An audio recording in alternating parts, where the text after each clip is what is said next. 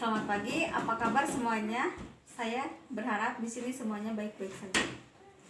Pada kesempatan ini, saya akan menjelaskan satu materi mengenai perdagangan internasional.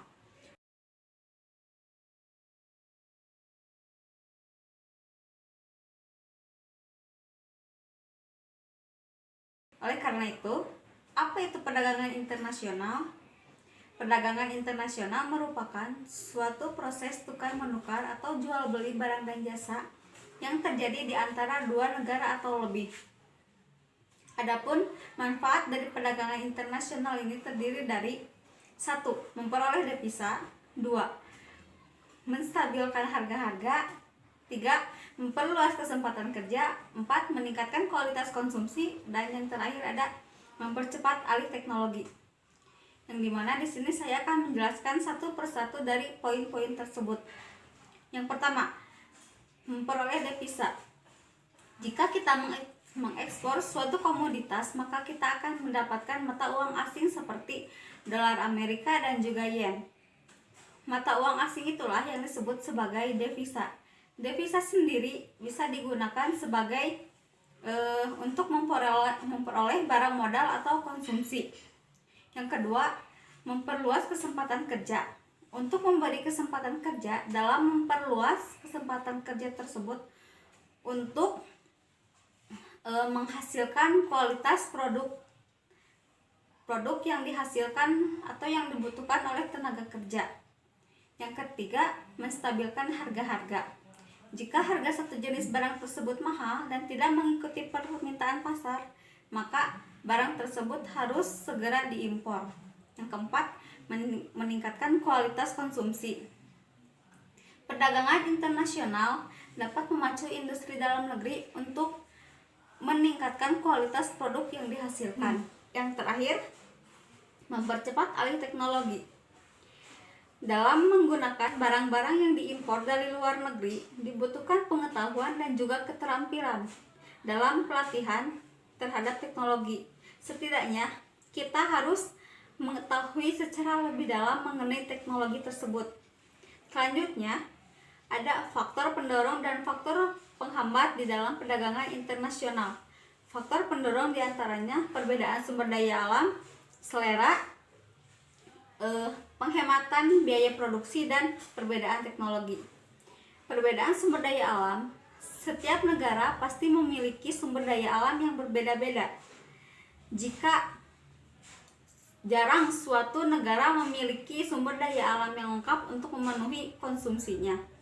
Yang kedua, selera.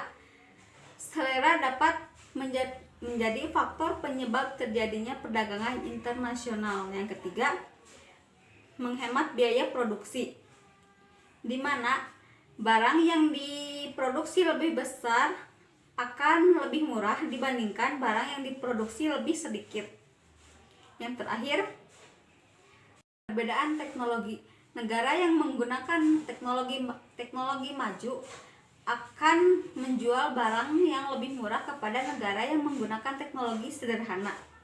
Yang selanjutnya ada faktor penghambat perdagangan internasional. Di antaranya ada tidak amannya suatu negara, kebijakan ekonomi internasional oleh pemerintah, dan juga tidak stabilnya kurs mata uang asing. Tidak amannya suatu negara, faktor keamanan akan mempengaruhi para pedagang di dalam perdagangan internasional.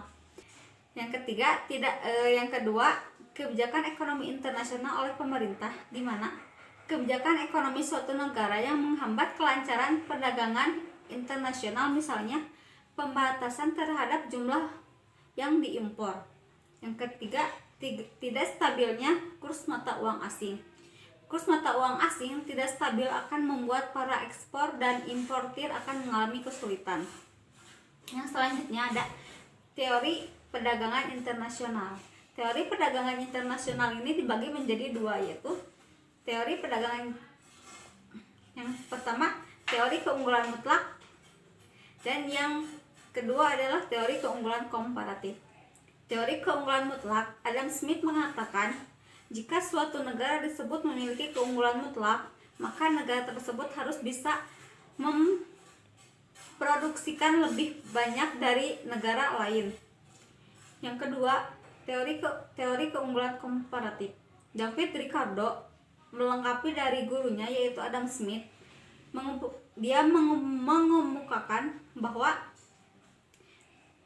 perbedaan keunggulan komparatif juga dapat memberikan keuntungan. Selanjutnya ada kebijakan perdagangan internasional, dibagi menjadi dua.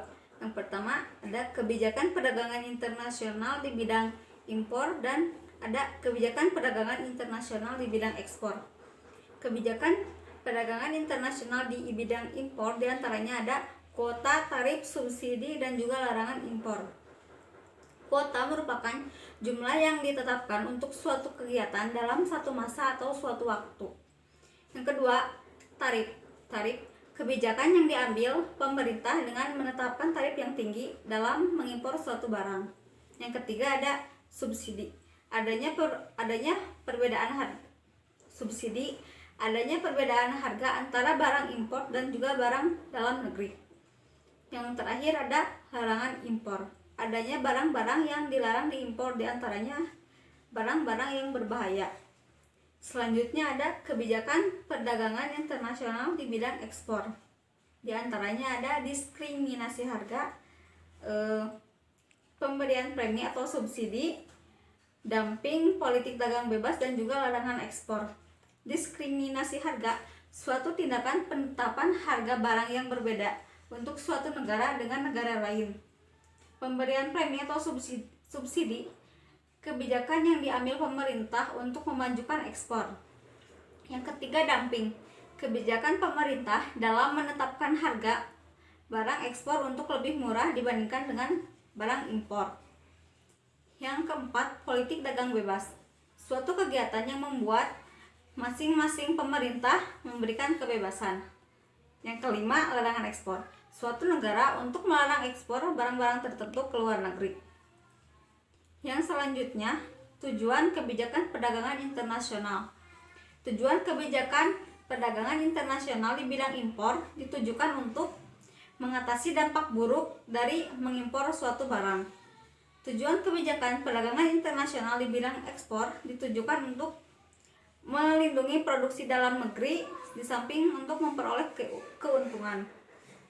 Selanjutnya ada alat pembayaran internasional, diantaranya ada letter of credit, advance payment, open account, commercial bill of exchange, collection, dan konsinyasi. Yang selanjutnya ada neraca perdagangan.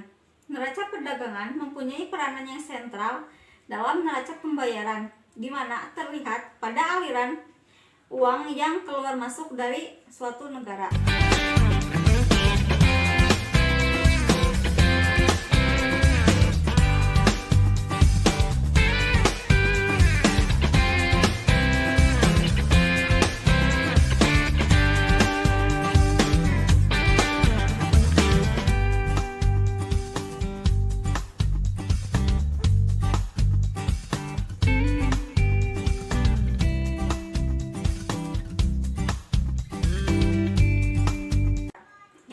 Ada devisa, uang asing yang beredar pada suatu negara dan digunakan untuk pembayaran transaksi luar negeri.